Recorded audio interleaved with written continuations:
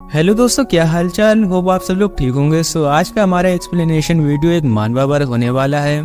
दोस्तों, ये मानवा आपको स्टार्टिंग में थोड़ा बोरिंग सा लग सकता है, लेकिन जैसे जैसे कहानी आगे बढ़ती जाएगी आपको ये इंटरेस्टिंग और वूलसम जरूर लगेगा। आप वीडियो को एंड तक जरूर देखना। तो चलिए शुरू करते हैं। कहानी की शुरुआत होती है जब हमारी नायिका एक रोमांस फैंटेसी नॉवेल पढ़ रही होती है। बाय द वे, यहाँ पर नायिका का मतलब हमारे मेन कैरेक्टर से है, जो कि ये लड़की है, और खुद से एक के बाद एक दिमागी उलझन भरे सवाल जूझ रही होती है, क्योंकि वो अपने हैंडसम क्लेडी और बड़े भाई को छोड़कर अपनी आरामदायक जिंदगी से भाग रही होती है।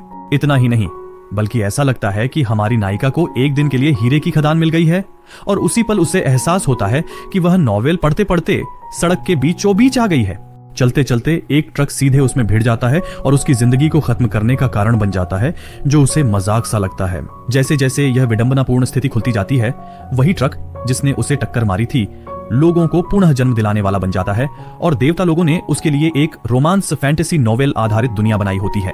लेकिन लगता है कि हमारी नायिका को रोमांस फैंटेसी जीवन में रहने की कोई इच्छा नहीं है, और वह जोर देकर कहती है कि वो उस रोमांस फैंटेसी कहानी में पुनर्जन्म चाहती है, जहां उसके हैंडसम क्लेडी और बड़े भाई सुपर ऑसम पावर्स के साथ साथ होते हैं। भगवान ने सोचा कि वो चीजें उसकी मर्जी के मुताबिक बना देंगे, और दोनों उत्साह में एक दूसरे को हाई फाइव करते रहे। उसी पल एक काला कोहरा छा जाता है। दावा करता है कि सौदा हो गया है, जिससे नायिका सोच में पड़ जाती है कि क्या देवता वास्तव में सौदा करते भी हैं। लगता है कि उसके सामने शैतान खड़ा है, और जैसे ही वो कहना शुरू करती है कि उसे सौदा रद्द करना है, कोई उसे सुझाव देता है कि चिंता न करे, क्योंकि वो उसके आखिरी शब्द है। आखिरकार नायिका एक सपनीली दुनिया में पुनर्जन्म लेती है, जहां वो जमीन पहुंचती रहती है, जिससे वो पुनर्जन्म के पीछे वाले लोगों को धोखेबाज कह के बुलाती है। लगता है कि उसकी जिंदगी में न तो हैंडसम भाई है और न ही पिता, न कोई खास ऐश्वर्या और न ही कोई ताकत। उसके पास केवल एक चाचा है जो उसे एक सेकंड के लिए भी बर्दाश्त नहीं कर सकता, और एक कजिन है, नाम उसका क्लेडी है, जिसे उसके चाचा उसके विपरीत बहुत प्यार करते हैं। और वो पिता जिससे वो अंत में मिलती है हमेशा उस पर गुस्सा रहता है, मानो उसके साथ कुछ गलत है। उसको लगता है कि किसी भी हालत में वह नायिका उसकी बेटी नहीं हो सकती। वो अपने पिता से मिन्नतें करती है कि उसे यहाँ से ले जाए, पर अंत में ड्यूक पिराटिन्स की जागीर पे वो दुख उठाती है। भले ही खानदान में जादू की प्रतिभा हो, उसके पास तो किसी भी तरह की जादुई ताकत ही नहीं है जिससे वो महसूस कर सके कि सामने खड़ा आदमी उसका बापू है भी कि नहीं। उसे एहसास होता है कि असल में उसके पास ड्यूक की बेटी वाली जादुई ताकत तो है ही नहीं, और किसी भी कोण से उनकी शक्लें भी एक जैसी नहीं लगती। लेकिन लगता है कि उसमें कोई छिपी हुई क्षमता है, जिसे वो रशियन कैश कहते हैं। उस क्षमता की मदद से वो वही रोमांस नॉवेल बना सकती है जो वो पढ़ रही थी। वो खुशी से उछल पड़ती है, यकीन करते हुए कि वो फिर से वो सब चीजें बना पाएगी जिन्हें वो पहले चाहती थी। लेकिन जिंदगी इतनी आसान नहीं है। उसे क्वेस्ट्स पूरे करके ही कैश कमाने पड़ेंगे, और ये टास्क पहले से ज्यादा अजीब है। एक काम तो ये है कि उसे अपने बापू के गाल पर चुम्मी लगानी पड़ेगी। जब उसे पता चलता है कि वो शाही हस्ती उसकी जान ले लेगी, तो जान बचाने के डर से वो ड्यूक के गाल पर चुम्मा लगा देती है, सोचकर कि शायद वही उसके बापू हैं। इस बार का काम खत्म करके वो 1000 कैश इनाम में पा लेती है, और उसे टिकटें खींचनी पड़ती हैं, जिससे उसकी जिंदगी में तरह तरह के मर्दों की भीड़ जमा हो जाती है, जो उसका ध्यान रखने की कोशिश करते हैं और कुछ तो उस पर जासूसी भी करते हैं। इससे उसे सोचना पड़ता है कि क्या वो अपनी प्यारी पुनर्जन्म वाली जिंदगी का मजा ले पाएगी। जैसे ही मुख्य पात्र फर्श पर झाड़ू लगाना जारी रखती है, वो पूछती है कि उसने जो चीजें मांगी थी वो कहाँ हैं, और सोचती है कि शायद उसे फिर से जन्म लेने की आवश्यकता नहीं होनी चाहिए। फिर जैसे ही वो एक पल के लिए अपना काम छोड़ती है, उसे आलसी कहा जाता है, बिल्कुल उसकी मां की तरह, और साथ ही साथ उसे मारा भी जाता है और उसकी बाल्टी भी लात मारकर गिरा दी जाती है। इस घटना का गुनाहगार और कोई नहीं बल्कि उसका चाचा है, जो उसे एक सेकंड के लिए भी बर्दाश्त नहीं कर पाता और गुस्से से मांग करता है कि वो उसे अपनी भतीजी बनने का नाटक न करे। वो जोर देकर कहता है कि उसे मार्किस कहकर बुलाना होगा, ये दावा करते हुए कि उसके बर्ताव की वजह से ही उसके पिता ने आखिरकार उसे छोड़ दिया। पीछे हटने की बजाय वो जोर देकर कहता है कि शायद वो ड्यूक की असली बेटी भी नहीं होगी, जिसे सुनकर मुख्य पात्र को इस अजीब दुनिया में जन्म लेने का अफसोस होता है। जिस पल वो फिर से जन्मी, आशा करती है कि उसे उपन्यासों में हीरोइनों की तरह एक खुशहाल अंत मिलेगा। वो काफी उत्साहित थी, पर सब कुछ भूल गई। जल्दी ही उसकी कजिन क्लेडी बुलाने आती है। उसके पापा ने उसे एहसास दिला दिया कि वो ही इस दुनिया में नायिका बनने वाली है। नायिका को समझ आ गया कि वो पक्के तौर पे इस दुनिया की मुख्य पात्र तो नहीं बनने वाली। जब उसके चाचा ने अपने बच्चे को बुलाया, तब क्लेट ने मांग की कि वो किसी तरह से नायिका जैसे बच्चे पे धौंस नहीं जमा सकते, वो भी गुस्से वाला चेहरा बनाकर। मर्किस इसरार करते हैं कि उसे अच्छी बच्ची बनना चाहिए, क्योंकि वो हमेशा बच्चों की चिंता करती है, क्योंकि उसका जन्मदिन भी जल्दी ही आने वाला है। और मर्किस दावा करते हैं कि जन्मदिन ही वजह है जिसके लिए उसने पहले ही नायिका से कहा था कि उसे साफ कर दे। जब क्लेडी जोर देते हैं कि जन्मदिन बड़े हॉल में नहीं मनाना पड़ेगा, तब वो मांगते हैं कि उसके जन्मदिन पे कम से कम मेहनत तो वो जरूर दिखाएंगे। फिर नायिका का और मजाक उड़ाने के लिए क्लेडी उसके मुंह के सामने हाथ रखकर उसे आराम करने का आदेश देते हैं। वो नाटक बनाते हुए कहती है कि उसके जूते बहुत गीले हो गए हैं और मार्किस इजरार करते हैं कि वो उसे नए जूते खरीद कर देंगे, जिससे नायिका को अपनी भयानक किस्मत याद आ जाती है जो उसने पहले से ही कभी नहीं चाही थी। वो जितना जल्दी हो सके फर्श को साफ करती रही। रात को कांपते हुए और दर्द में वो सोने चला गया। लगता है जैसे वो हॉल ठीक से साफ नहीं कर पाई। अंकल ने बोल दिया कि उसे आज से खाना नहीं मिलेगा। इसके बाद उसे रोज एक टाइम का ही खाना खाके गुजारा करना पड़ेगा। जब वो अपनी जिंदगी की सबसे बुरी रात गुजार रही थी तब उसे क्लेडी की याद आ रही थी कि उसने कहा था अगर वो फ्री में खाना खाती रही तो ये दूसरों के साथ अन्याय होगा, जैसा कि उसके पिता ने कहा था। जो काम नहीं करते उन्हें खाना भी नहीं मिलना चाहिए। और वो लगातार क्लेडी को देखते हुए ये शब्द बिना सोचे समझे ही बोलता रहता है। जब वो याद करती है कि क्लेडी ने उससे और ज्यादा काम करने को कहा था, उसके चाचा का चेहरा उसके सामने आ जाता है। वो कह रहे हैं कि उसे उनका शुक्रिया करना चाहिए क्योंकि उसके पिता ने छोड़ दिया और जिम्मेदारी से भागकर पैसे देने से इनकार कर दिया, तो वो भी उसका ख्याल रखना नहीं चाहते। सब लोग तो बस उसके खाने की लागत के बारे में शेखी बघारते रहते हैं। कहते हैं क्या उसे पता भी है कि वो पहली बार में ही कितना खाती है। उसके चाचा ने यह भी कहा कि वो देखना चाहते हैं कि वो वाकई उसके पिता की बेटी है या नहीं, क्योंकि वो अंधेरी ऊर्जा तक का इस्तेमाल नहीं कर सकती। मतलब कि अब उसे सबने छोड़ दिया है। उसे एहसास हुआ कि उस बुराई ने जिसने उसे सौदा दिया था वो उससे एक पिता और एक भाई को छीन लिया, और वो परिवार भी जिसे वो हमेशा पाना चाहती थी, ये सोचकर कि उसके पास हो सकता है। भले ही उसकी जिंदगी अन्यायपूर्ण है, वो सोचती है कि वो कमजोर नहीं हो सकती। उसका मन कहता है कि वो बस ऐसे मर नहीं सकती क्योंकि उसे 0 पॉइंट दुनिया में जीवित रहना है। फिर क्लेडिस जन्मदिन जल्द ही आता है और लोग उसकी तारीफ करते रहते हैं कि वो इतनी उम्र में इतनी सुंदर और खूबसूरत है। सब लोग बात करते हैं कि मार्क्विस अपनी बेटी से कितना प्यार करता है कि उसने उसके जन्मदिन पर उसे एक महंगी ड्रेस दी जो उसने पहनी थी, मानो वो ड्रेस की कीमत एक महल के दाम जितनी हो। लोग जब आलीशान ड्रेसेस और पैसे की बातें कर रहे होते हैं तो प्रोटैगनिस्ट उनसे दूर खड़ी होकर देखती रहती है कि वे क्या कर रहे हैं। जैसे ही वह गलियारे में घुसती है, कुछ क्लेडी से नीचे गिर जाता है और वह प्रोटैगनिस्ट से जमीन से पहुंचने को कहती है। उसे समझ आता है कि नौकरानियों को उसके काम की परवाह नहीं है, क्योंकि उन्हें मार्की ने पहले ही हुक्म दे दिया है, और उसको काम न करते देख मार्किस एक बार फिर से तैश में आ जाते हैं। फिर से मुख्य पात्र क्लेडीज जूते पहुंचते हुए रो रहा है, डर के मारे कि शायद उसे फिर से कोड़े लगेंगे। पुरानी यादें ताजा करके खुद से पूछ रही थी कि कहीं उसकी याद तो शुरुआत से गलत नहीं थी। पर उसी वक्त ड्यूक कमरे में दाखिल होता है और दावा करता है कि उसकी बेटी गोरी नहीं है। उसके चारों ओर एक प्यारा सा आभा है। ड्यूक फेराट को देखकर चाचा डर के मारे कांपने लगता है और एकदम से, और नायक थोड़ा हैरान हो जाता है ऐसे इंसान को देखकर जिसके बाल गहराइयों से भी ज्यादा काले हैं। बस इतना ही नहीं, बल्कि उसकी आंखें भी शुद्ध कबूतर के खून जितनी लाल हैं, मानो उसके बारे में ब्यौरे किसी नॉवेल में जरूर लिखे गए हों। लगता है कि अब वो समझ गई है कि ड्यूक उसे क्यों छोड़कर गया, क्योंकि उनमें वाकई कुछ भी मेल नहीं खाता था। सच में ड्यूक जब कमरे में चलता है तो वो दोनों लगता है जैसे कुछ गलत हो गया है, उसी तरह झगड़ने लगते हैं। मार्की को निठल्ला कहने के बारे में सोचकर ड्यूक गुस्सा हो जाता है और मार्की को बड़ा हैरानी और नर्वस लगता है कि ड्यूक बिना किसी संपर्क के इतनी जल्दी आ गया। अचानक उसकी नजर नायिका पर पड़ती है जो जमीन पर बैठी हुई है, और वो पूछता है कि उसे क्या हो गया है, जैसे वो उसे अजीब निगाह से चूहे की तरह देख रही है। मार्की कह रहा है कि वो घर में नौकरानी का काम कर रही है, और ड्यूक उससे सवाल करता है कि कहीं वो फरातीन की राजकुमारी तो नहीं, मजाक तो नहीं कर रहा है। नायक समझ जाता है कि अगर वो ऐसा व्यवहार कर सकता है तो उसे यह जानकर खुशी नहीं होगी कि वो उसकी बेटी है। लेकिन इसके बावजूद वो हिम्मत जुटाकर ड्यूक से पूछती है कि क्या वो उसे अपने साथ ले जा सकता है, यह कहते हुए कि लंबे समय से नहाने की इजाजत नहीं मिलने की वजह से वो ऐसी दिख रही है। वो और कहती है कि वो खाना बनाने और साफ सफाई में अच्छी है, इसलिए खाने का खर्चा वो उठा लेगी, और फिर यहीं से आगे बढ़कर रो पड़ती है कहते हुए कि उसे बस घर वापस जाना है। फिर जब वो कहता है कि वो बहुत हिम्मती है तो वो जोड़ती है कि वो उसके पिता हैं, जैसे मार्की क्लेडी के लिए हैं और वो उसके लिए। उसकी बातें सुनने के बाद ड्यूक फैसला करता है कि वो उसे उसकी ड्रेस पकड़कर उठा लेगा और कुछ न बोलते हुए मेड्स और बटलर्स को वापस जाने को कहता है। नायिका तो झटके में हैरानी और उत्तेजना से सांस रोके भाग रही है, क्योंकि वो मार्की के महल से भाग निकली है, और उधर ड्यूक भैया तो उसके आगे आगे ही चलते जा रहे हैं। वो नायिका को सलाह देता है कि वो अपनी आंखें बंद कर ले, फिर कुछ ऐसा करता है जिससे कपड़े फट जाते हैं, और क्लेडी को देखकर लगता है जैसे वो पुराने और फटे कपड़े पहने एक लड़की हो। नायक को समझ में आ गया कि ये सब ड्यूक ने ही किया होगा, और उसे समझ नहीं आता कि मार्क्विस इसके बाद भी चुपचाप क्यों खड़ा है। फिर थोड़ी देर बाद सुबह उठने पर उसके कमरे की नौकरानी ने पूछा कि क्या उसे रात को खांसी हो रही थी, जबकि वो उसे नमस्ते कर रही थी। वो सोचता है कि ड्यूक के आए हुए 10 दिन हो गए हैं, पर अभी तक उसे किसी भी तरह का भाव नहीं मिला। आश्चर्य की बात है, जब वो जमीन पर खड़ा होता है उसे देखकर लगता है कि उसके पैर अब दर्द नहीं कर रहे, जैसे कि उसका स्वास्थ्य जल्दी ही सुधर गया हो। उसे लगता है कि अब वो तब से भी ज्यादा अच्छा महसूस कर रहा है जब वो बीमार हुआ था, और भले ही वो उम्मीद नहीं करता कि ड्यूक उसे नियमित रूप से देखने आएगा, पर वो उस दिन के बारे में सोचता है जब उसने उसे सामना किया था। उसे लग रहा है कि वो किसी जादुई दुनिया में है जहां कोई उसे मारता नहीं है और उसे भूखा भी नहीं रहना पड़ता। और उसे लगता है कि पहला काम जिस पर उसे सोचना चाहिए वह ये है कि ड्यूक असल में कैसा आदमी है।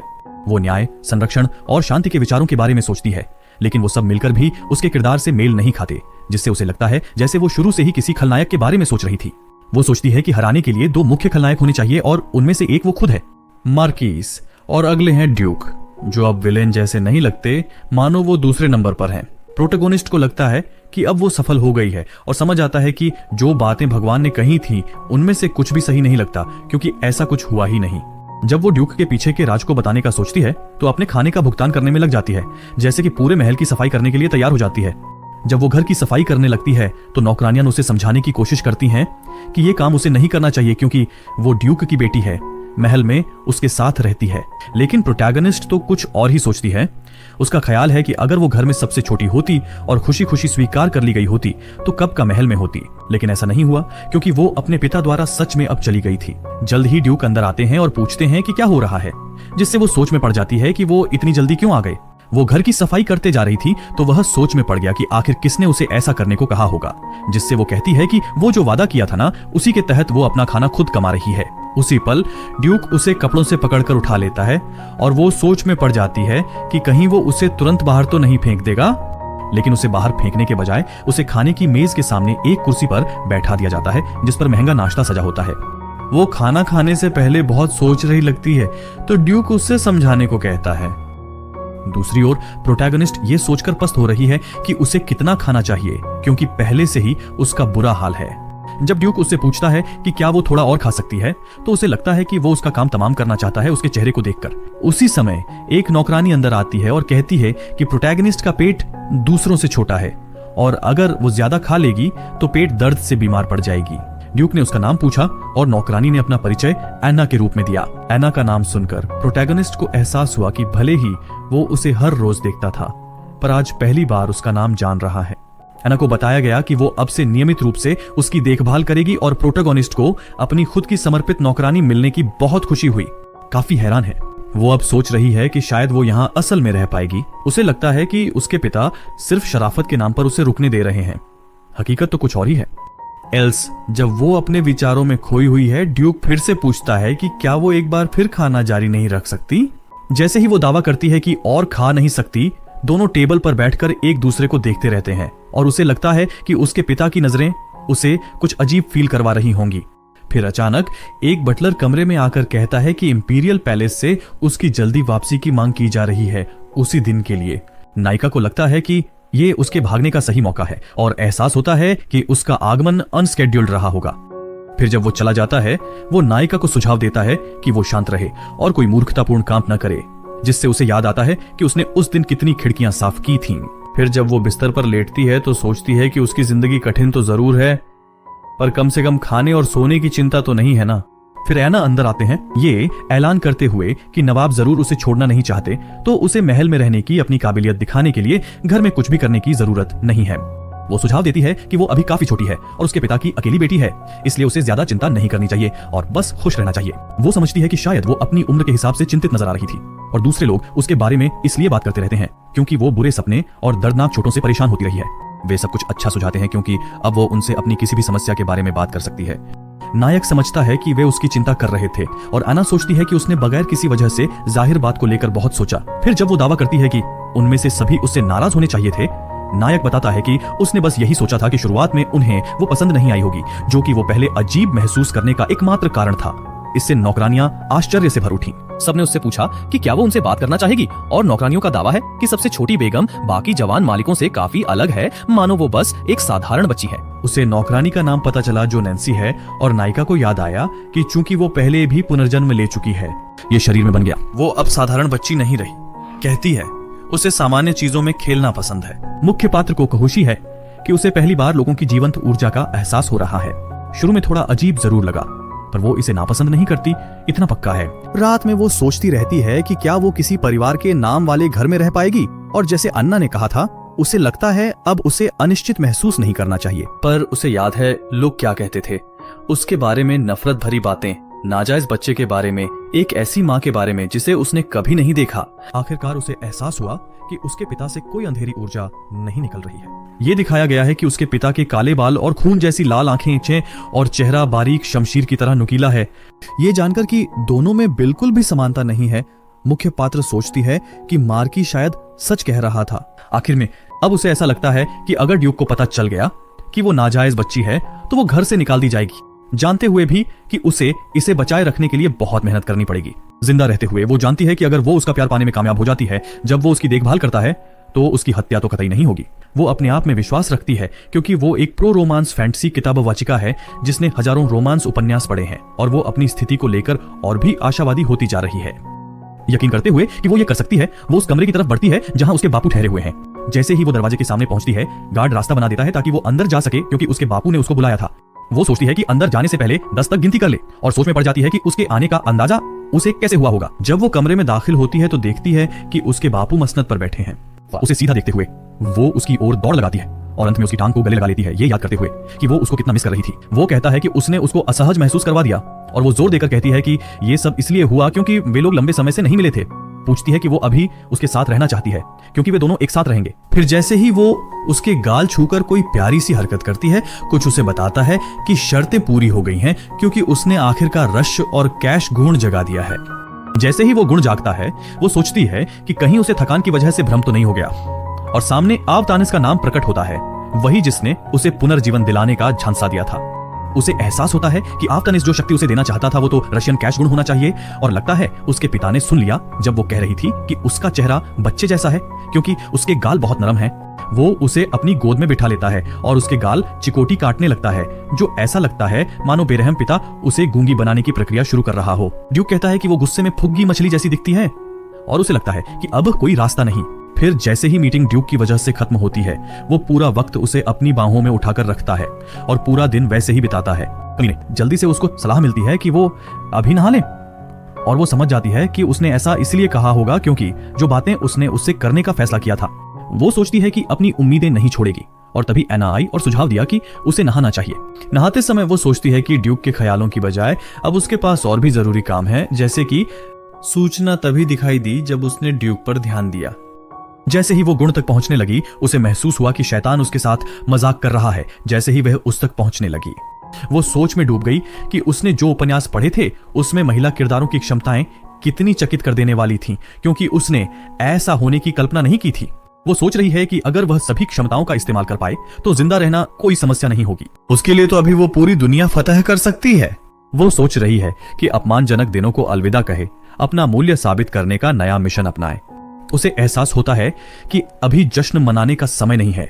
उसे उपयोग करने के लिए अपने व्यक्तित्व का मूल्यांकन गुण द्वारा करना होगा। साथ ही उसे यह काम अपनी क्षमताओं से करना होगा क्योंकि शर्तें तय हैं। वो मिशन स्वीकार करती है जानते हुए कि वैसे भी उसे यह करना ही पड़ेगा। यह जानते हुए कि रोमांटिक फैंटेसी उपन्यासों में वस्तुएं बहुत दुर्लभ होती हैं, वो सोचती है कि इसके माध्यम को बुलाने का। उसके दिमाग में ढेर सारे ख्याल घूमने लगते हैं क्योंकि मंदिर के पवित्र आर्टिफैक्ट्स हैं, जादू से भरे सामान हैं और तो और ऊंचे खानदानों के विरासत की चीजें भी हैं जो पीढ़ियों से चली आ रही हैं।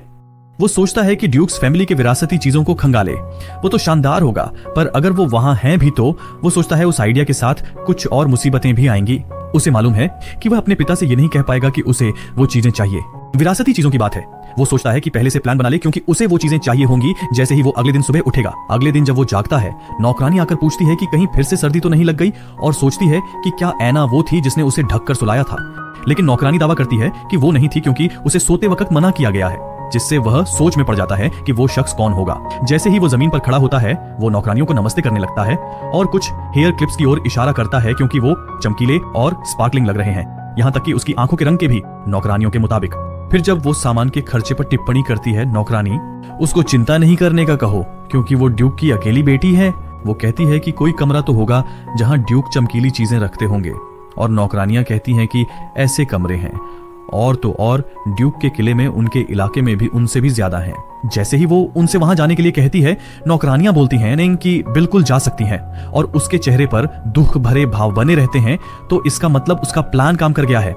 वीडियो में आगे बढ़ने से पहले मैं बताना चाहूँगा कि मेरा एक सेकंड चैनल भी है जिसका नेम है मूनलाइट एक्सप्लेनर। सो अगर आप उस चैनल को सब्सक्राइब करते हैं तो it means a lot, and मैं वहाँ पर मानवा रिकैप एंड एनिमे रिकैप डालता रहता हूँ और प्लीज़ आप उसको सब्सक्राइब जरूर से कर देना क्योंकि बस कर देना यार।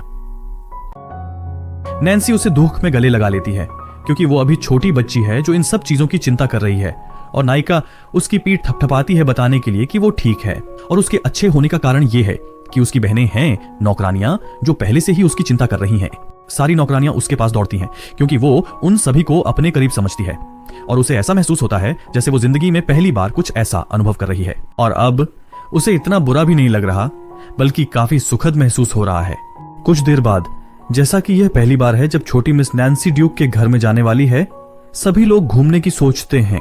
पवित्र मंदिर के अंदर नौकरानियां कहती हैं कि मार्की के खजाने के कमरे की तुलना में ड्यूक का कोई खास नहीं है, और चूंकि वो ड्यूक की इकलौती बेटी है, उसे वहां कभी भी आने जाने की इजाजत जरूर होगी, लेकिन इजाजत ड्यूक को देनी होगी। उसे लगता है कि सब ठीक हो जाएगा क्योंकि उसे खजानों में से आह्वान आर्टिफैक्ट्स की पुष्टि करनी है, और जल्द ही ड्यूक द्वारा नाश्ते का निमंत्रण भी मिल जाता है जो उसके लिए अचानक लगता है। नायिका फिर से महसूस करती है कि जैसे वो भी बीमार पड़ी डीएचने वाली है, लेकिन जैसे ही वो अपने पिता का चेहरा देखती है, उसे पता चलता है कि उसे इसकी आदत डालनी होगी किसी हद तक। वो मुस्कुराकर अपने पिता को खाने के लिए धन्यवाद देती है और दावा करती है कि उसकी मेहनत उसकी आंखों में आंसू ला रही है। जैसे जैसे वो अपना खाना खत्म करती जाती है, ड्यूक नोटिस करता है कि उसने अपनी पुडिंग खत्म कर दी है, और वो उसके लिए अपनी प्लेट ऑफर करता है। हालांकि नायिका सोच रही थी कि शायद वो उसे इग्नोर कर रहा होगा। अब उसे समझ आता है कि ऐसा बिल्कुल भी नहीं था, और सोचती है कि क्या उसे उससे एक और खिलाने के लिए कहना ज्यादा होगा। फिर बहुत ज्यादा सोच विचार में डूबने की जगह वह खीर का एक चमचा लेने की कोशिश करती है, पर हिम्मत जुटाने में असफल रहती है। और जब वो अपने ख्यालों में खोई हुई, घबराई और परेशान नजर आती है, तो मार्किस उससे पूछ बैठता है कि आखिर वो उससे चिपक क्यों नहीं रही है, और उसे पकड़ लेता है। बस इतना ही नहीं, वो उसे फिर से गले लगाने पर मजबूर कर देता है। वह समझ जाती है कि मार्किस जानबूझकर उसका इंतजार कर रहा था, और सोचने लगती है कि शायद उसे कुछ कहने की योजना थी। कुछ किए बिना ही वो उसे अपनी गोद में बैठा लेता है और अपने काम में लग जाता है, जो नायिका को थोड़ा अजीब लगता है क्योंकि चीजें उसके ख्यालों के मुताबिक नहीं हुई। उसे थोड़ी शर्मिंदगी महसूस होने लगती है, और यह एहसास करते हुए कि यह बहुत खराब समय हो सकता है, वह सुलहकार को ढूंढने की सोचती है। मार्की उसकी परिस्थिति को समझता है और पूछता है कि उसे क्या परेशानी है। वह जवाब देती है कि वह कुछ सुंदर चीजें देखना चाहती है, मानो कुछ ऐसा बताना चाहती हो। ऐना तो तुरंत कमरे में घुस आई और पूछने लगी कि मुख्य पात्र को मंदिर के कमरे में दिन भर घूमने का मन था, जो कि उसके लिए बुरा मामला लग रहा था। लेकिन आना से कुछ कहे बिना मार्किस मंदिर के कमरे की ओर चल पड़े, जबकि उनका दस्तावेज, सारी चीजें कमरे में इधर उधर बिखरी पड़ी हैं। वो सोचने लगी कि क्या वाकई ड्यूक एक अच्छा खलनायक है। जब वे मंदिर के कमरे में घुसते हैं, उसे पता चलता है कि वहां सिर्फ खजाना ही नहीं, युद्ध का माल भी है। अचानक उसे एक जगह पर एक खास किताब नजर आती है, और वो ड्यूक से उसके बारे में पूछ बैठती है। लगता है किताब किसी रहस्य से बंधी हुई है, और वो सोच में पड़ जाती है कि इसमें क्या हो सकता है। नौकर में से एक का दावा है कि किताब में फिलहाल कुछ भी सील नहीं है, ताकि उसकी भावनाएं सुनिश्चित हो सकें। जब वो खजाने के कमरे में किताब की जगह के बारे में पूछती है, आदमी दावा करता है कि ये वही चीज है जिसे संस्थापक ड्यूक ने सबसे ज्यादा चाहा था, जो नायिका को बहुत पुराना और दिलचस्प लगता है। जब वो पूछती है कि क्या वो किताब को छू सकती है, तो ड्यूक उसकी बात अनसुनी कर देता है और नौकर से कहता है कि उसे मना करना होगा क्योंकि किताब को संजोकर रखना है। जब वो कोई अंतिम उपाय सोचने लगती है, तो उसके सामने एक अनजान क्वेस्ट आ जाता है, जिसके कामों के परिणाम में अपनी जान गंवाने का खतरा होता है। अगर वो नाकाम हो जाती है और उसके दिमाग में ये ख्याल आ रहा होता है कि शायद वो मरने वाली है, तो इशारे दिखाई देने लगते हैं और उसको नजर आता है कि ड्यूक के गाल पर एक दिल का निशान बना है, जो उसके दिमाग में खुलने लगता है। वो सोच में पड़ जाती है कि आखिर उसके चेहरे पर यह दिल के आकार का निशान क्यों बना है, और जल्द ही उसे एहसास होता है कि उसके पास इस निशान के बारे में सोचने का ज्यादा वक्त नहीं है, ये समझते हुए कि दिल का दिखाई देना जरूर कुछ जाहिर कर रहा है।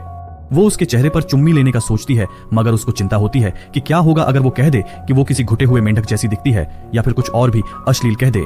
किसी तरह वो खुद को शांत करने की सोचती है और ये विचार करती है कि शायद ये संकेत पहली जगह पर चुम्मी से जुड़ा ही नहीं है। वो सोचती है कि बस किसी भी कीमत पर उसे मना लेना है, और ऐसा करने लगती है। ड्यूक को अपना डैडी बुलाती है, पूछती है कि क्या वो एक बार उसे छू सकती है। जब वो उसे निकालता है, वो जोर देकर कहती है कि उसे बुरा लग रहा है कि 100 साल से किसी ने उस किताब को नहीं पढ़ा, जैसे वो सोचती है कि किताब को ध्यान से सहलाए ताकि उसे चोट ना पहुंचे, जबकि उसकी कुत्ते जैसी भोली आंखें उसके सामने करती हैं। जिस पल वो उसके हाथ को हिलता महसूस करती है, उसे डर लगने लगता है कि कहीं वो उसे सुनना पाने की वजह से मौत के घाट न उतार दे।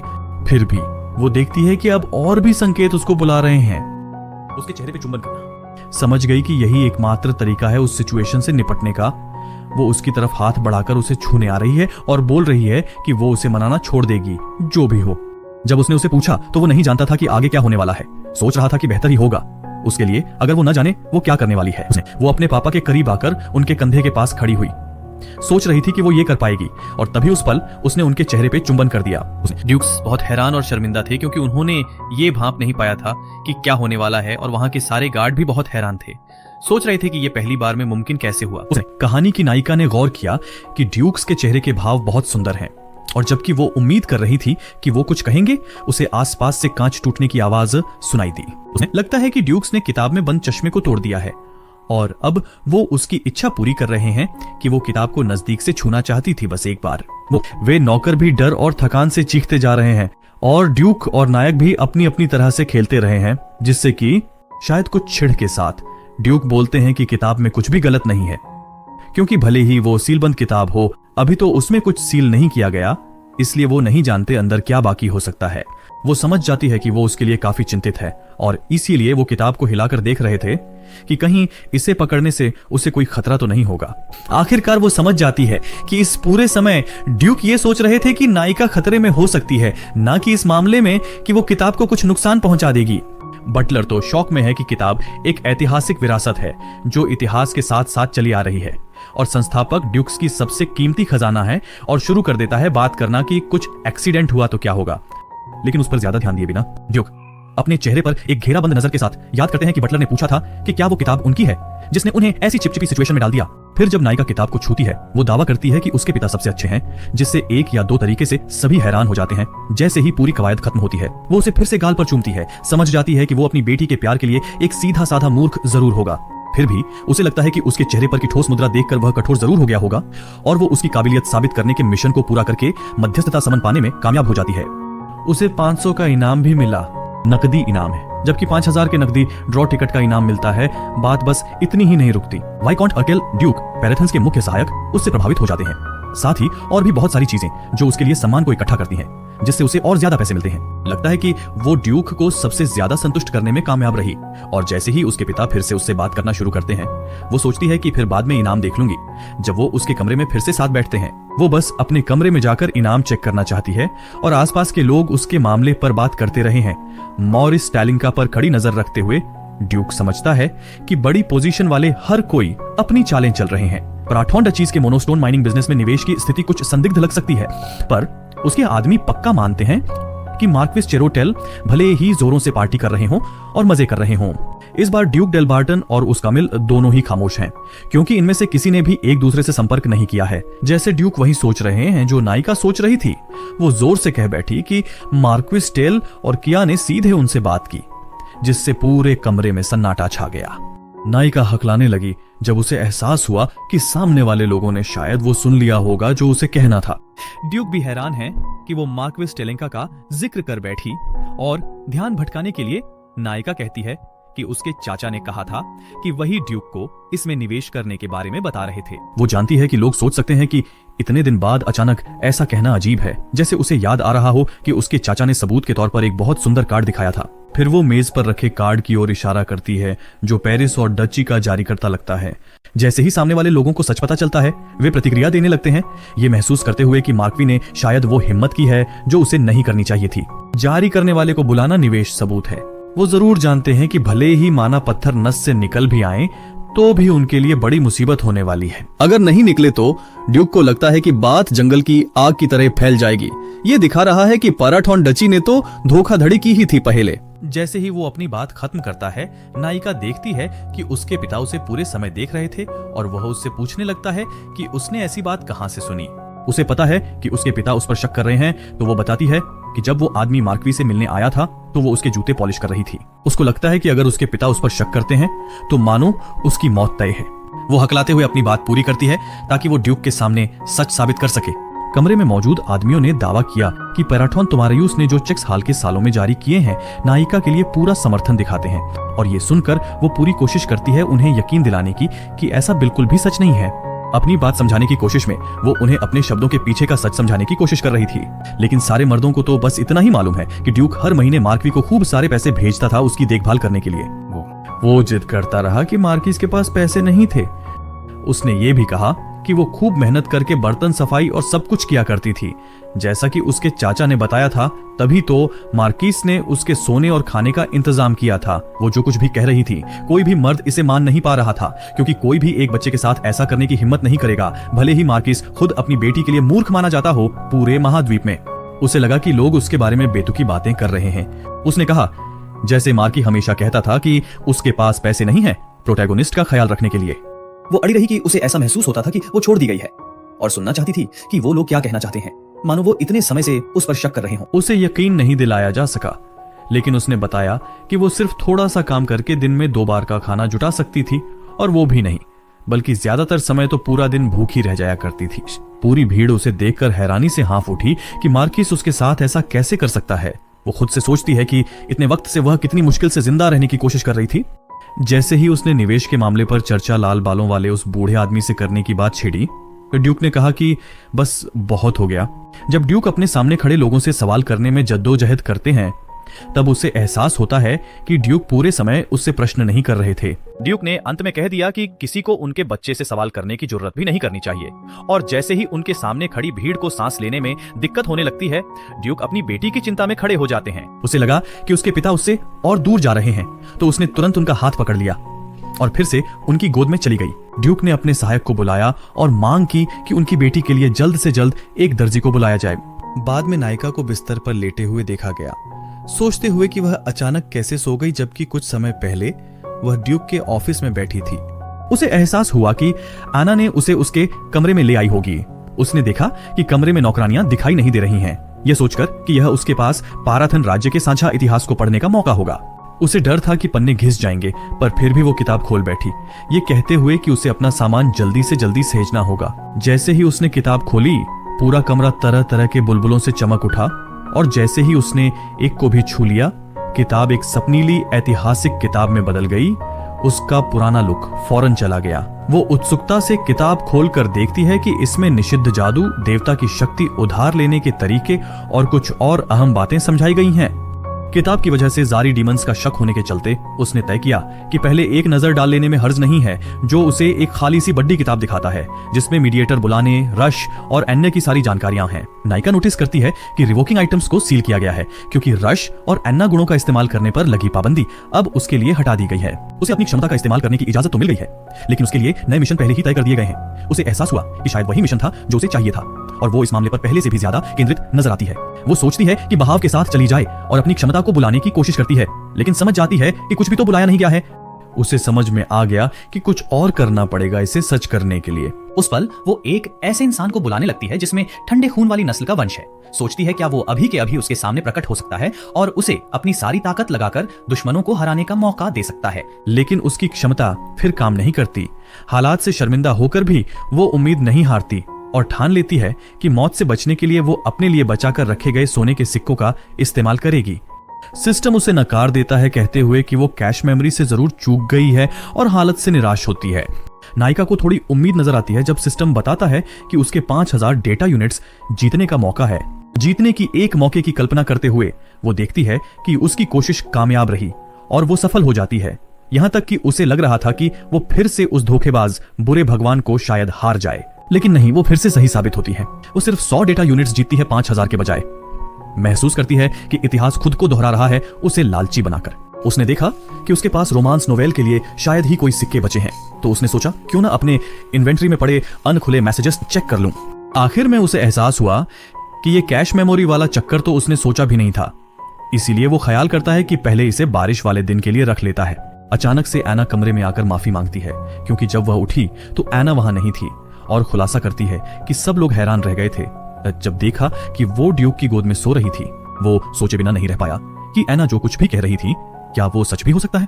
और तो और उसने ये भी बताया कि सबको डांट पड़ी, क्योंकि उसे नींद में देखकर वो हंसी रोक नहीं पा रहे थे। इतना ही नहीं, ड्यूक खुद ही उसे अंदर लेकर आया था, नौकरानियों के बजाय। लगता है ड्यूक उसकी बेबसी पर चिढ़ गया होगा। एना ने बताया कि ड्यूक तो शायद इसके उलट सोच रहे होंगे।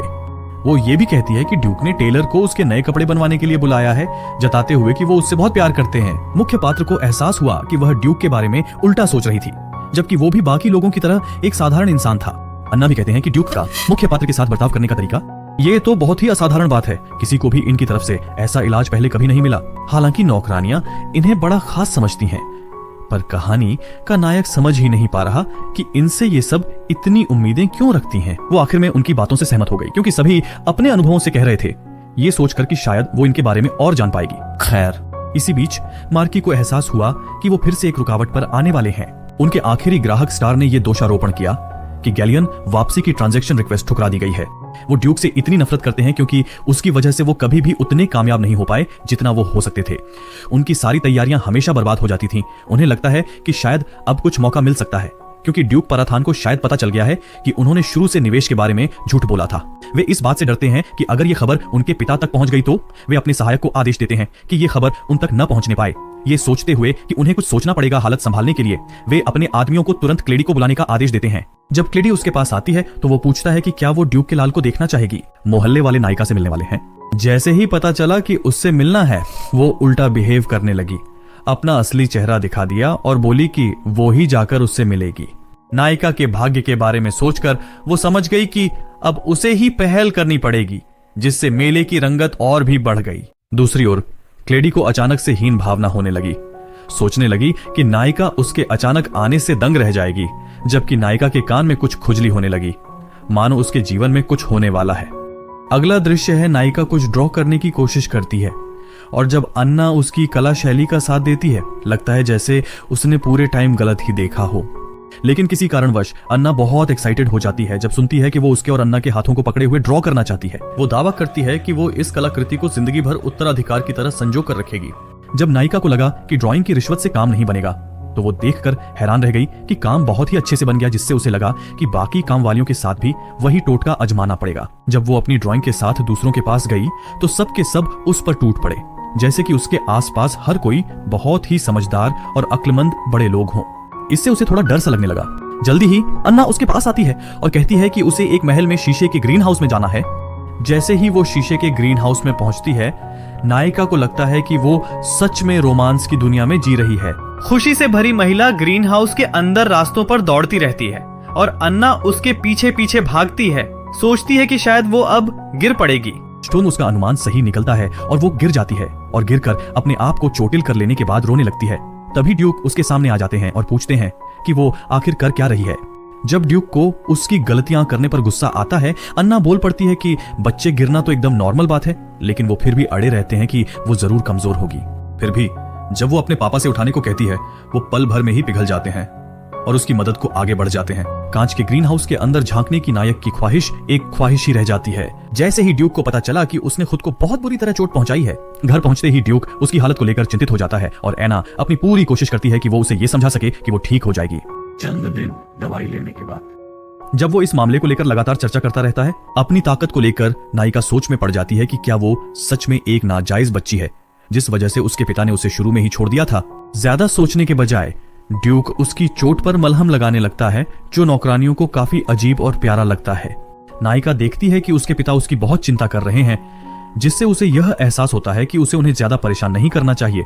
जब नौकरानियां उन्हें बुलाती हैं कि उन्हें मीटिंग के लिए जाना है क्योंकि कोई उनसे मिलने के लिए ड्रेसिंग रूम में आया है, तो वो अपनी बेटी को गोद में उठाकर चल देते हैं, मानो वो उसके साथ मीटिंग में जा रहे हों। जब वे ड्रेसिंग रूम में घुसते हैं, ऐसा लगता है कि ड्यूक उसके लिए कपड़े तैयार करने की सोच रहा था, जो कि एक महल से भी ज्यादा कीमती होने चाहिए। और कोई नहीं, बस उतरा पेलिया ही है जो खुद ही मैडम के कपड़े बनाने आई है, और उतरा वो है जो नीचे से शुरू करके बादशाह के कपड़े तक बना चुकी है। जब उतरा के सहायक युवती के बारे में बातें करने लगते हैं, तब उतरा सोचती है कि उन्हें पाराथोन डची से कुछ नरमी की उम्मीद नहीं करनी चाहिए, क्योंकि वो ड्यूक को कई सालों से जानती है। पर युवती के प्यारे होने की उसने उम्मीद नहीं की थी, लेकिन जब मुख्य किरदार को देखती है तो उसका दिमाग ही खो देती है। प्रोटोगोनिस्ट का प्यारापन उतरा को इतना नर्वस कर देता है कि अचानक उसे नाक से खून बहने लगता है और उसे लगता है कि प्रोटोगोनिस्ट को परफेक्ट होना ही चाहिए। जब वो युवती की तारीफ करने वाली होती है उसके प्यारेपन की, तभी उतरा को ड्यूक की भेड़िए जैसी निगाहें महसूस होती हैं और वो खुद को संभाल लेती है। भले ही वह युवती को पकड़ने वाली होती है उसे नापने के लिए, लेकिन वो रोक लेती है महसूस करके कि ड्यूक शायद यह होने नहीं देगा। उसे दिख रहा है कि नायिका अपने पिता से इतना प्यार करती होगी कि वो चुपचाप उन्हें गले लगाए रखती है, जबकि यूट्रा साइज नापते जा रहे हैं। जैसे ड्यूक उसे नीचे रखना भी नहीं चाहते, यूट्रा को एहसास होता है कि वो भी उससे उतना ही प्यार करते हैं। इसीलिए वो ग्लास ग्रीन हाउस में पहले जैसे नवजात की तरह नीचे नहीं गिरती है। हर कोई युवा महिला और ड्यूक दोनों की जमकर तारीफ करने लगता है। मुझे लग रहा है कि इन दोनों के बीच काफी अच्छी ट्यूनिंग है। नायिका को ऐसा लग रहा है जैसे उसने कुछ गलत खा लिया हो। वो जल्दी ही ध्यान देती है कि सब चाहते हैं कि वो बोले कि वो दुनिया के सबसे अच्छे पिता हैं। वो थोड़ा घबराकर ऐसा करती है और बयान करते हुए हाव भाव के लिए हाथ भी उठा लेती है। जब आसपास के सहायक बुरे अंजाम की उम्मीद कर रहे थे, नायिका ने पूरा नजारा ही बदल दिया, दावा करते हुए कि वो अपने पिता से पूरे ब्रह्मांड से ज्यादा प्यार करती है। उसके ऐसे बर्ताव से आसपास के लोग हैरान हो गए। यही नहीं, खुद ड्यूक भी कहते हैं कि उन्होंने उसकी बात को ठीक से नहीं सुना और जिद करते हैं कि वो दोबारा सुनना चाहते हैं। जैसे ही ड्यूक की बेटी ने उन्हें खुश किया, आसपास के लोग उनकी तारीफ करते रहे कि उन्हें अपनी बेटी से इतना प्यार मिला है, जो कि काफी विडंबनापूर्ण लगता है। वो उन पर कटाक्ष करती है जैसे कि वो उन्हें पढ़ सकती हो। उसके प्यार के पीछे का मतलब कितना गहरा है। सबके लिए इसका मतलब है कि जैसे वो भविष्य में अपने पिता को और भी अच्छे से जानना चाहती है और योजना बना रही है कि वो अपनी पूरी जिंदगी उनके साथ रहे। इस बीच उत्तरा देखता है कि जो ड्रेस उसने लाई है वो उस औरत के साइज से थोड़ी ही बड़ी है, पर वो उम्मीद कर रहा है कि फिर भी पहन के तो देख ही लेती। फिर जब वह जिद करती है कि युवती को उसकी बाहों से उतरना पड़ेगा, तो वह फौरन उसकी भीख मांगने को रोक देता है। कहता है कि वो सारी ड्रेसेस वैसे ही खरीद लेगा ताकि उसे पहन के देखने की जरूरत न पड़े। वह यह भी कहता है कि वो सारी ड्रेसेस अपने हिसाब से ठीक कर सकती है, जिससे युत्रा को एहसास होता है कि उसने एक ही दिन में खूब कमाई कर ली होगी वहां पर। लेकिन आखिर में ड्यूक एक शर्त रखता है कि बाजू का साइज एकदम सही होना चाहिए, या फिर उसे छोटा काटने को कहता है, क्योंकि वो नहीं चाहता कि उसकी बेटी ऐसे कपड़े पहने जो उसके हाथों को छिपाते रहें। उसकी ये सारी बातें उसे ये एहसास दिलाती हैं कि भले ही वह उसका असली बाप न हो, लेकिन अच्छा इंसान लगता है, उसकी ख्वाहिशें पूरी करता है और उसका ख्याल रखता है। दूसरी ओर क्लैडी ड्यूक की इमारत पर पहुंच चुकी है और वो वहां की भव्यता देखकर मंत्रमुग्ध हो जाती है, क्योंकि अफवाहें यही कहती हैं कि ड्यूक पराठिन का महल बहुत शानदार है, यहां तक कि डार्क टावर से भी ऊंचा, जो सच में सच है। जैसे ही वो महल में घुसी, बटलर ने कह दिया कि उसे कोई खबर नहीं थी कि वो आने वाली है, और फिर उसे अनवेलकम करने लगा। जब उसने पूछा कि उसे इतना मानना पड़ेगा क्या, तो स्टीवर्ड ने कह दिया कि अगली बार से सलामी का तरीका जरूर फॉलो करना पड़ेगा, वरना महल में घुसने भी नहीं देंगे। अगली बार जब वो महल के अंदर भागती है, तो ड्यूक के बड़े चित्र को देखकर सोचने लगी, ये कैसे इतना परफेक्ट हो सकता है। ये सोचते हुए कि काश उसके पिता को इस चित्र से निकाल दे, वो सोच रही थी कि ड्यूक चाहे उसके पिता न हो, फिर भी कोई भी उसे नहीं ठुकरा पाएगा। ऐसा लगता है जैसे वो भी इस खानदान की ही एक सदस्य हो। उसको लड़की की तरह प्यार करना चाहिए ना। वो बार बार ये सपने देखने लगी कि सिर्फ वही उस तक पहुंच सकती है, जैसे वो ही उसकी अकेलेपन की तन्हाई को दूर कर सकती है, ये आशा करते हुए कि मुख्य पात्र कभी भी उसे पूरा नहीं कर पाएगा। मुख्य पात्र के लिए बुरा सोचते हुए वो जल्दी से उस कमरे में चली गई जहां मुख्य पात्र गुड़िया की तरह सच धज के बैठी थी, जिसे देखकर उसे आश्चर्य हुआ कि उसे वो बालों का रंग क्यों रखना पड़ा। क्लैडी को ऐसा लग रहा है जैसे वो सामने खड़े इंसान को पहचान ही नहीं पा रही, मानो उसके सामने एकदम अलग शख्स खड़ा हो। क्लैडी को देखकर नायक चाय के प्याले से छोटे छोटे घूंट लेने लगा, जिससे वो सोच में पड़ गई कि क्या वो ही है जो अचानक उसे नीचे देख रही है। क्लैडी कहता है कि नायिका ही वो बेशर्म होगी जिसकी वजह से वो औरत उससे खुल गई कि उसे बिन बुलाया मेहमान कहे। प्लेट गर्व से कहता है कि नायिका ही वो थी जो उसे देखने को उत्सुक थी, और कहता है कि यही तो पूरे इलाके की बदतमीज बदमाश है। वो ये भी कहती है कि वो ड्यूक की बेटी नहीं है, कहती है कि उसके पिता ने ही ये कहा था, उसे सबसे बुरी यादें याद दिला दी। क्लैडी उसे सबसे खराब तरीके से डांटते हुए, उसके व्यवहार पर टिप्पणी करते हुए और ये कहते हुए कि उसे ही कुछ अपराध बोध होना चाहिए, नायिका को एक नई मिशन मिलती है। मिशन कहता है कि उसे आलू उखाड़ना चाहिए। उसे सोच में डाल दिया कि क्या उसकी पिछली जिंदगी में सच में ऐसी कोई टिप्पणी थी। ये जानते हुए कि वो पुरस्कार जीतने का मौका नहीं छोड़ सकती है, नायिका मिशन को लेकर उत्साहित हो जाती है। सोचती है कि अब उसे सिर्फ और सिक्के कमाने की ही परवाह करनी चाहिए। महिला बार बार उसे बुला रही थी। तभी अचानक प्रोटैगोनिस्ट अपनी आवाज उठाने लगती है और उसे ऐसा डर सा महसूस होता है जैसा उसने कभी सोचा भी नहीं था कि प्रोटैगोनिस्ट कभी उसके खिलाफ आवाज उठाएगी। लगता है प्रोटैगोनिस्ट ने सोडा बॉम्बिंग हीरोइनों की ताकत अपना ली है और वो मजाकिया अंदाज में एक नए स्तर पर पहुंच जाती है जहां क्लेडी को युवती पर हमला करने को कोई शब्द नहीं मिलते। क्लेडी दावा करती है कि उसके पिता उसके प्रति दयालु हैं क्योंकि उन्हें उस पर तरस आता है, जिससे उसे एहसास होता है कि वह उसके कपड़ों से बहुत जलती है। प्लेड का कहना है कि उसके पिता के मुताबिक वह ऐसी व्यक्ति है जो दूसरों की दयालुता को हल्के में लेती है। लगता है कि उसने अभी तक अपने पिता की बात को नहीं समझा है। हल्ती उसे चेतावनी भी देती है कि ड्यूक उसे हवेली से निकाल देंगे और उस पल में प्रोटैगोनिस्ट उसे गलत साबित करने के लिए तैयार हो जाती है, उसे टरिंका परिवार की छोटी महिला कहकर, और कहती है कि उसका दर्जा इतना ऊंचा है क्योंकि वह परथन परिवार की राजकुमारी है। मार्की की बेटी अपने दांत पीसने लगती है और इससे नायक और भी ज्यादा सिचुएशन को हैंडल करने लगता है। वो जिद करने लगती है कि उसे उसको राजकुमारी कहकर बुलाना चाहिए। उसकी बात सुनने की बजाय क्लेट उस महिला की माँ का विषय उठा देता है। उसे अपनी निर्लज्ज माँ की अवैध संतान कह रहे थे।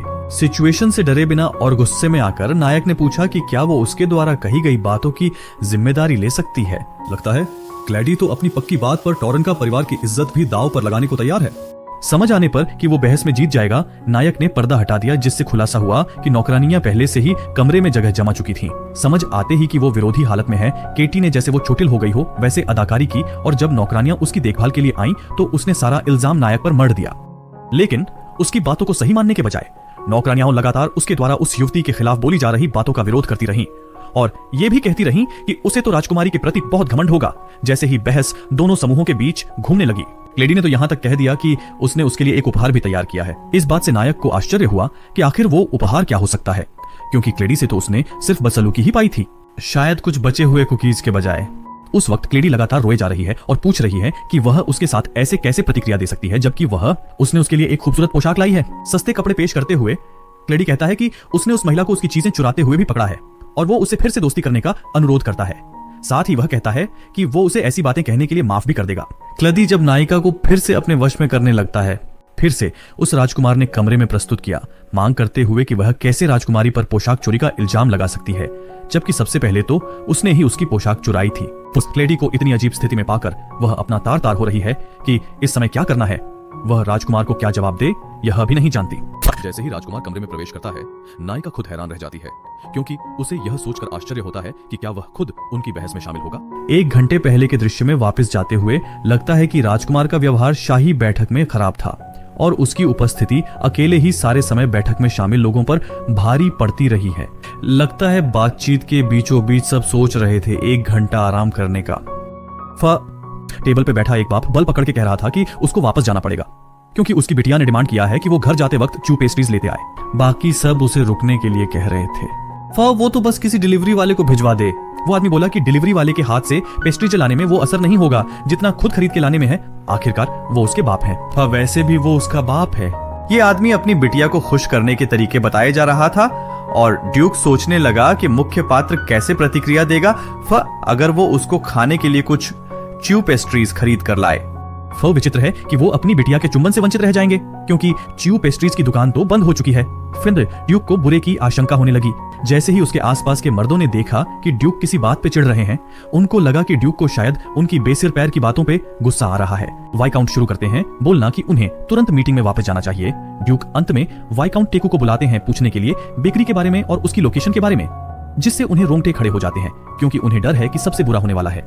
वाइकाउंट टेकू सोचते हैं कि कोई चांस नहीं है कि ड्यूक सच में बेकरी के बारे में पूछ रहे हैं, क्योंकि उन्हें तो पता ही होना चाहिए। और वो उस पर गुस्सा है क्योंकि वो टेबल पर ऐसी बकवास बातें कर रहा था।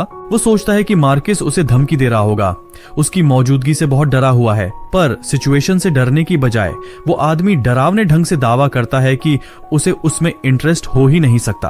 बाकी सब उसके आराम से बोले हुए बकवास से इरिटेट होते हैं। ड्यूक टेबल पर मुक्का मारता है, जिससे उसे एहसास होता है कि उसने वो बातें कहकर गलती कर दी।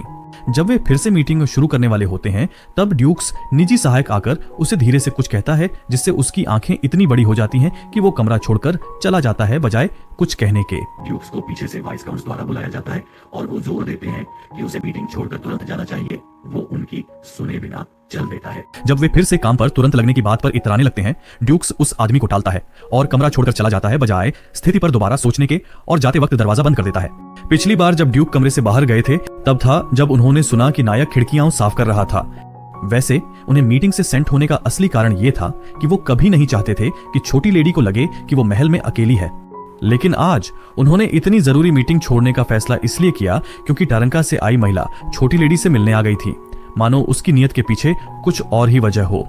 जब ड्यूक अपना डरावना चेहरा बना के अपनी बेटी के सामने आ रही समस्या का सामना करते हैं, उनका सहायक सोच में पड़ जाता है कि आखिर ड्यूक अपनी बेटी के मुसीबत में होने पर हमेशा इतने गुस्से में क्यों रहते हैं। दूसरी तरफ ड्यूक को कोई परवाह नहीं थी। मार्क्विस उनकी इज्जत का फायदा उठाकर पैसा कमा रहा था, इस बात का उन्हें खास मतलब नहीं था धोखाधड़ी से। पर जब बात अपनी बेटी की आती है, वो बिल्कुल अलग ही इंसान हो जाते हैं। उन्हें एहसास है कि ड्यूक का परिवार भी कुछ खास ही है। दूसरे शब्दों में, उन्हें अपने आसपास के किसी भी आम लोगों से मेलजोल रखने की जरूरत नहीं है, जो बात परिवार के सभी वारिसों पर भी लागू होती है। जब ड्यूक को असिस्टेंट को अपना मन की बात जोर से बोलते सुनाई देता है तो ड्यूक बोलते हैं कि ये उनका फर्ज है कि वो अपनी बेटी की रक्षा करें जब तक वो बड़ी नहीं हो जाती। जब वो फिर से वही बात दोहराते हैं, ड्यूक को गुस्सा आ जाता है, जैसे असिस्टेंट कभी कभी कुछ बचकानी बातें कर रहा हो। देखो ना, राजकुमार को हालत से खुशी नहीं हो रही। सहायक माफी मांगता है, पर राजकुमार कहता है कि उसे छोटी बिटिया से बहुत दिलचस्पी है अभी भी। वो कहता है कि जब भी वो अपनी बेटी को देखता है उसके बदन में कुछ अजीब सी प्रतिक्रिया होती है, जैसे कि खून का फायदा उठाने का शाप लगा हो, उसे सहायक को लगता है। राजकुमार कहता है कि उसे लगता है उसके सीने में आग लग रही है, मानो उसके सीने में मधुमक्खियां भिनभिना रही हों। सहायक समझ जाता है कि यह सिर्फ प्रेम है उसकी बेटी के लिए, साथ ही साथ साम्राज्य की शून की भी चर्चा करता है। जब वो अनोखे तरीके से बताता है कि वो अपनी बेटी के लिए सब कुछ करना चाहता है जो उसके बस में है, सहायक को एहसास होता है कि वो या तो कोई किंवदंती है या फिर एक बेवकूफ बाप जो एक दिन समझेगा कि आखिर वो अभी जो लक्षण बता रहा है उसका मतलब क्या है। बाला सोचती है कि राजकुमार अपनी मीटिंग इतनी जल्दी क्यों खत्म कर रहा है, लेकिन फिर सोचती है कि उसके गले लग जाने से शायद बात बदल जाए। उसकी मौजूदगी से मोहित होने की बजाय ड्यूक ने नौकरानियों से पूछा कि उन्होंने ये कैसे होने दिया, जैसे कि क्लाडी को महल में घुसने का कोई हक ही न हो। क्लेडी समझ गई कि वो जरूर उससे नफरत कर रहा है। जैसे ही उसने देखा कि ड्यूक ने प्रोटैगोनिस्ट को प्यार से गले लगा लिया, क्लेडी को समझ नहीं आता कि वो अपने नाजायज बच्चे के साथ ऐसे प्यार से क्यों पेश आ रहा है। सोचती है कि कहीं कोई गलतफहमी तो नहीं जो आखिर में मायने ना रखेगी। वो सोचती है कि प्रोटैगोनिस्ट ने जरूर ड्यूक के सामने उसकी बुराई की होगी और हालात को अपने पक्ष में मोड़ने के लिए वो उसकी पैंट पकड़ लेती है। पूछती है कि क्या वो उससे नफरत करता है कि नहीं। वो बस यही नहीं रुकती, दावा करती है कि अगर वो उससे नफरत करता है तो वो उसे माफ कर देगी क्योंकि उसे धोखा मिला है। जब ड्यूक धोखा शब्द से चौंक जाता है तो वो ये भी जोड़ती है कि वो अपनी कजिन से टुक मांगना चाहती है। पूछती है कि क्या वो अपनी बेटी को उसकी की गई हरकतों के लिए माफ करेगा। जब उससे मामले को समझाने को कहा जाता है तो क्लाडी ये कहती है कि प्रोटैगोनिस्ट ने उससे अपनी टुक कपड़ों के बारे में झूठ बोला था, पूरी कहानी गढ़ दी थी। नायक को क्लाडी से जलन होती रहती है और क्लेडी टूडी कहती है कि वो समझती है क्योंकि उसकी मोहब्बत के लिए वो इतनी तरस रही थी कि उसने झूठ बोल दिया। उस बात को सुनकर नायक को उसके लिए बुरा लगता है क्योंकि वो सोचता है कि क्लेडी को कभी वो सुनने को नहीं मिला जो उसने अपनी जिंदगी में सुना। क्लेडी की बातों का समर्थन करने के बजाय ड्यूक आपत्ति जताता है। टॉक ये जानने की मांग करता है कि उसे हिम्मत कैसे हुई उसकी बेटी के बारे में उससे ऐसी बातें कहने की। वह क्लेडी से उस पोशाक के बारे में पूछता है जो उसने देखी थी, जिससे क्लेडी और भी ज्यादा घबरा जाती है। लगता है जो पोशाक वो अभी पहने हुई है वही है जो उसने नायक के लिए खरीदी थी, इसलिए वह पूछता है कि अभी वो क्यों पहन रही है। पूरा प्रयास करने से नायक को एहसास होता है कि जिस दिन उसने ड्यूक से मुलाकात की थी शायद वो उसके प्रति दया से भरा नहीं था बल्कि उसके बारे में ही बात कर रहा था। समारोह में उपस्थिति नायिका के सामने जो कुछ भी हो रहा था उस पर ताज्जुब करते हुए नहीं रह पाई, इसलिए वह ड्यूक को अचंभे से देखती रही। प्लाटे को समझ नहीं आ रहा है कि क्या हो रहा है टुक, तो उसने उस मामले पर विरोध करना शुरू कर दिया, विपरीत मांग करते हुए, दावा करते हुए कि उसके पिता ने उसे उसके जन्मदिन पर दिलाया था। फिर जब हर साल जन्मदिन पर टर्ना का मार्क्विस अपनी बेटी को नई ड्रेस देने वाले होते हैं तो ये होगा, शायद ड्यूक ने ही वो खरीदा होगा। क्लेडी बार बार जिद कर रही है कि वो ड्रेस उसकी है और ड्यूक इसका उल्टा कह रहे हैं। उसके पिता की इज्जत उतारते हुए दावा कर रहे हैं कि वो पहन रही ड्रेस उन्होंने ही खरीदी है। बेवकूफ शब्द ने क्लेडी को इतना चोट पहुंचाई कि वो सन्न रहकर जमीन पर बैठ गई। उसे बिल्कुल उम्मीद नहीं थी कि वो शब्द उसे अचानक इस तरह घायल कर देंगे मानो उसने साइलेंट बीस्ट को नाराज कर दिया हो। वो कहती है कि सब लोग, उसके पिता तक ने उसे अब तक बेवकूफ कहा, जिस पर ड्यूक उससे पूछते हैं कि क्या उसने उनके बारे में कोई अफवाह सुनी है। क्लेडी उन बातों को याद करती है, अंधेरे खून की निर्दयता, जैसे सामने खड़ा इंसान सबसे क्रूर हो। जब वो अपना असली चेहरा उसके सामने दिखाता है तो उसे एहसास होता है कि वर्णन उस पर बिल्कुल सही बैठता है। अफवाह है कि ड्यूक को रोना नहीं आता, मानो अगर उन्हें रोना हो तो वो लोगों का खून रुला देंगे अपने आंसू बहाने के बजाय। जैसे वो ड्यूक उसके सामने लंबा और बेरहम खड़ा है। वह समझ जाती है कि उसको उसकी बाहों में प्यार से थामे रखना इस बात का सबूत है कि वो पूरी तरह से उसकी देखभाल कर रहा है, भले ही वह जमीन पर बेबस पड़ी है। क्लेडी को लगता है जैसे वो प्यार जो अभी प्रोटैगोनिस्ट को मिल रहा है इतना ज्यादा उसका मजाक बना रहा है कि वह उसको नाम लेकर बुलाने लगी है और कहती है कि वह नाजायज बच्ची होनी चाहिए। इससे ड्यूक को कहना पड़ता है कि शायद वह जल्दी ही इस दुनिया को छोड़ना चाहती है। ड्यूक खुद को शांत करने की कोशिश करता है, कहता है कि वो खुद को उसकी वजह से रोक रहा है क्योंकि वह अभी छोटी है और इसरार करता है कि वो नहीं चाहता कि उसका अंत ऐसे हो। समझ जाने पर कि उसने बहुत बड़ी गलती कर दी है, क्लेडी ड्यूक से माफी मांगती है और ड्यूक यह कहता है कि वह सोचेगा कि उसे जिंदा रखे। फिर वह तुरंत उसे अपने महल से निकाल देता है और जब सारा मामला खत्म होता है तो प्रोटैगोनिस्ट सोचती है कि आखिर हुआ क्या होगा क्योंकि उसको इस बारे में कोई जानकारी नहीं है। अंधेरे का डर क्यों करे भाई, उसको तो लगता है कि कमरे का अंधेरा उसे आराम से सुला देता है। लगता है उसे खबर ही नहीं है कि जब वहां घोप अंधेरा छा गया तब क्या हुआ था, और वो कमरा उसे तभी दिखा जब चाय पीते समय एक चमकती रोशनी उसकी तरफ थी। उसे लगता है ड्यूक तो वैसे ही हैं जैसे कि हमेशा होते हैं। फिर जब ड्यूक्स एकदम से वो लोग कमरे में घुस आए, वो उनसे जानना चाहता है कि आखिर क्लाडी उसकी इमारत में कैसे घुस गई, जिसने उसे चोट पहुंचाई जो कभी चोटिल नहीं होना था। उसके सामने खड़े लोग अपनी मौत मांगने लगे क्योंकि उन्होंने गलत फैसला लिया था।